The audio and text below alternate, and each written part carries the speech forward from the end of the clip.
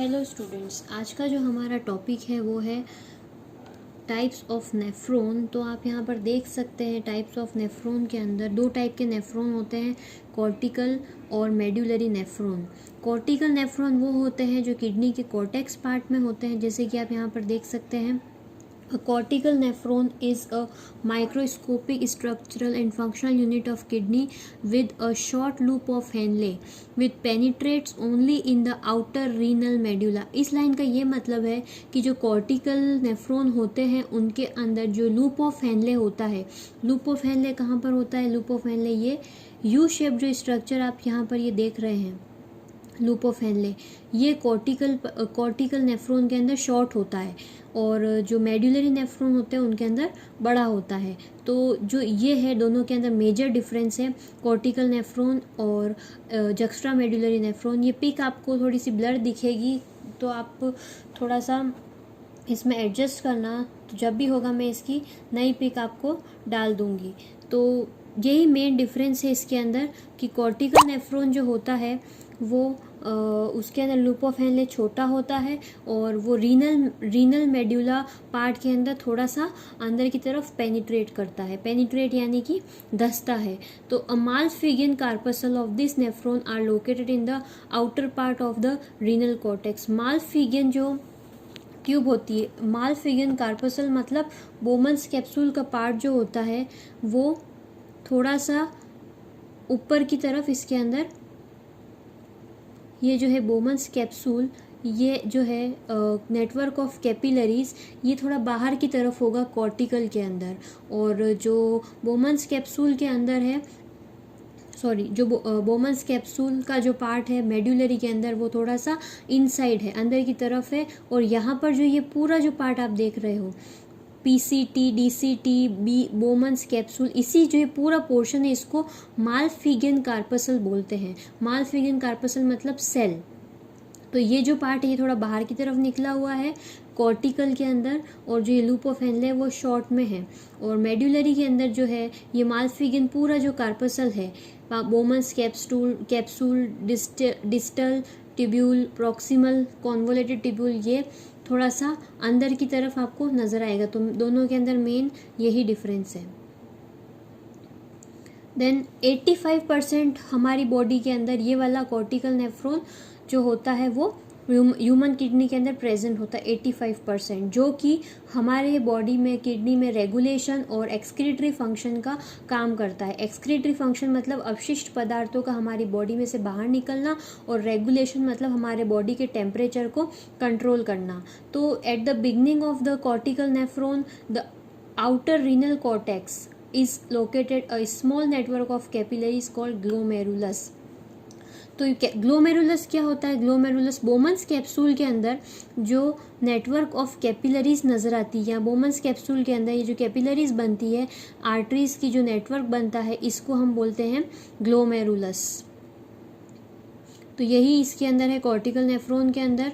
Then इसके अंदर main function क्या है इसका? ग्लोमेरुलस का ब्लड को फिल्टर करना, जो कहाँ से आता है? एफरेंट आर्टरी से आता है और पूरे रीनल आर्टरियल सर्कुलेशन में आता है। रीनल आर्टरियल सर्कुलेशन मतलब किडनी में जो आर्टरीज है उनके सर्कुलेशन से ब्लड आता है ग्लोमेरुलस के अंदर। ग्लोमेरुलस है कैपिलरीज और इनका मेन काम है ब्लड को फिल्टर करना। दूसरा इसका काम है फिल्ट्रेशन जो होता है, उसके अंदर क्या क्या होता है? फिल्ट्रेट होता है water, ions, amino acids, glucose और स्मॉल मॉलिक्यूल्स फिल्टर होते हैं बोमन्स कैप्सूल के स्पेस के अंदर। तो पहली प्रोसेस जो हो गई इस मैकेनिज्म की, नेफ्रॉन की फिल्ट्रेशन। फिल्ट्रेशन से हमको क्या मिल रहा है? फिल्ट्रेट कहाँ से हो रहा है? फिल्ट्रेट बोमन्स कैप्सूल में हो रहा है। और कहाँ से हो रहा है? ब्लड प्लाज्मा से हो रहा है। और हमको क्या क्या मिल रहा है? वाटर, आयंस, इसके नीचे आप अंडरलाइन करना, water, ions, amino acid, glucose and other molecules. Then ये जो फिल्ट्रेट होता है ये एंटर करता है रीनल टिब्यूल के अंदर। रीनल टिब्यूल मतलब नेफ्रॉन के अंदर, आपने स्ट्रक्चर पूरे अच्छे से पढ़ा होगा तो आपको ये समझ में आएगा। जो फिल्ट्रेट होता है, पहली प्रोसेस हो गई फिल्ट्रेशन की, ये फिल्ट्रेट एंटर करता है पीसीटी के अंदर, लूप ऑफ हेनले के अंदर, देन डीसीटी के अंदर। यहाँ पर लिखा हुआ है कि यू शेप्ड जो होता है वो लूप ऑफ हेनले होता है। देन जो है हमारा जो फिल्ट्रेट है वो रीनल कैलिक्स से होता हुआ urine platelets, red and white blood cells, large protein जो वो ग्लोमेरुलस के अंदर ही रह जाता है और फिर से इनके अंदर क्या होता है, रीएब्जॉर्प्शन होता है। तो दूसरी प्रोसेस किसकी हो गई, रीएब्जॉर्प्शन की। पहली थी फिल्ट्रेशन की, देन अवशोषण यानी कि रीएब्जॉर्प्शन। तो बहुत सारे water molecules, ions, amino acid यहाँ पर रीएब्जॉर्ब्ड होते हैं। रीएब्जॉर्प्शन कहाँ पर होता है, लूप ऑफ हेनले के अंदर, जिसको हम वासा रेक्टा भी कहते हैं। मैंने आपको ये मैकेनिज्म में समझाया था, जो पेरिट्यूबुलर कैपिलरीज से सराउंडेड रहता है। तो पहला प्रोसेस हो गया फिल्ट्रेशन का, दूसरा प्रोसेस हो गया रीएब्जॉर्प्शन का, और रीएब्जॉर्प्शन पुनः अवशोषण उन्हीं चीज़ों का होगा जिसकी ज़रूरत हमारी बॉडी को होती है, जो है न्यूट्रिएंट जैसे कि amino acid, glucose, water, ions, important ions, और जो वेस्ट है यूरिक एसिड, नाइट्रोजिनस वेस्ट, वो बाहर वो आगे बढ़ेगा और यहाँ पर जो लूप ऑफ हेनले के अंदर पुनः अवशोषण का कार्य होगा।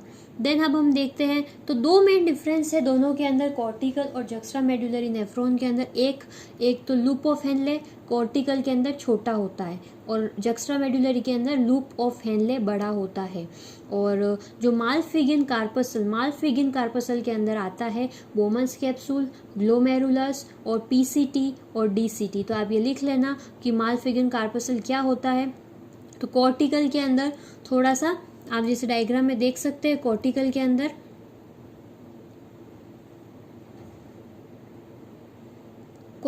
अंदर जो मालफिगिन ट्यूब्यूल्स है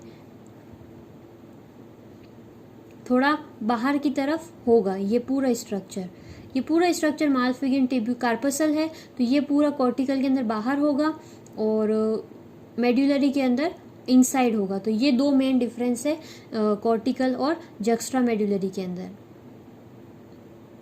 then cortical 85% cortical nephron human kidney के अंदर मिलते हैं। जक्स्ट्रामेडुलरी नेफ्रॉन जो होता है उसके अंदर लॉन्ग लूप ऑफ हेनले होता है, जो रीनल मेड्यूला। अब रीनल मेड्यूला और रीनल कॉर्टेक्स क्या है, आपने किडनी का स्ट्रक्चर अगर अच्छे से पढ़ा होगा तो आपको समझ में इजीली आ जाएगा, क्योंकि जो मेड्यूलरी नेफ्रॉन है वो मेड्यूला पार्ट में होगा और जो कॉर्टिकल नेफ्रॉन है वो कॉर्टेक्स पार्ट में होगा, जो कि किडनी की इनर लेयर है।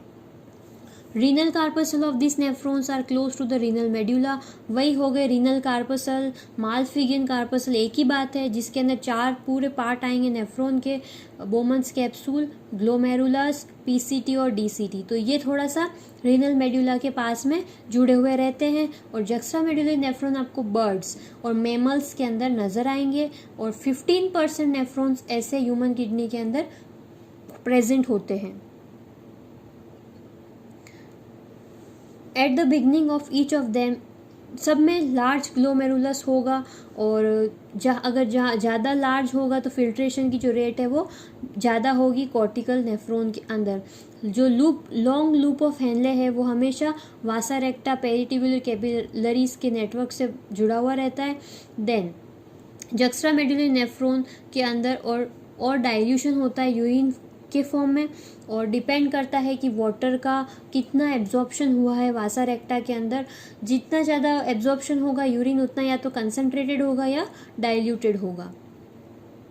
दोनों के अंदर डिफरेंसेस दे रखे हैं, डिफरेंसेस आप इजीली पढ़ सकते हैं। मैंने मेन पॉइंट जो थे वो बता दिए। तो अभी तक हम कंप्लीट कर चुके हैं नेफ्रॉन। कोई बात नहीं, नेफ्रॉन थोड़ा सा टफ है तो या तो आप कोई वीडियो इसका देख लें, आपको यूट्यूब पे इजीली अवेलेबल हो जाएगा। मुझे कोई लिंक मिलेगा तो मैं भेज दूंगी। बट जब भी हमारी क्लासेस होगी नेफ्रॉन को हम और अच्छे से समझेंगे। बट जितना मैंने आपको दिया है, नेफ्रॉन का डायग्राम ड्रॉ करें अपने हिसाब से, उसको समझने की कोशिश करें, तभी आपको कॉर्टिकल और मेड्यूलरी नेफ्रॉन भी समझ में आएगा। Thank you.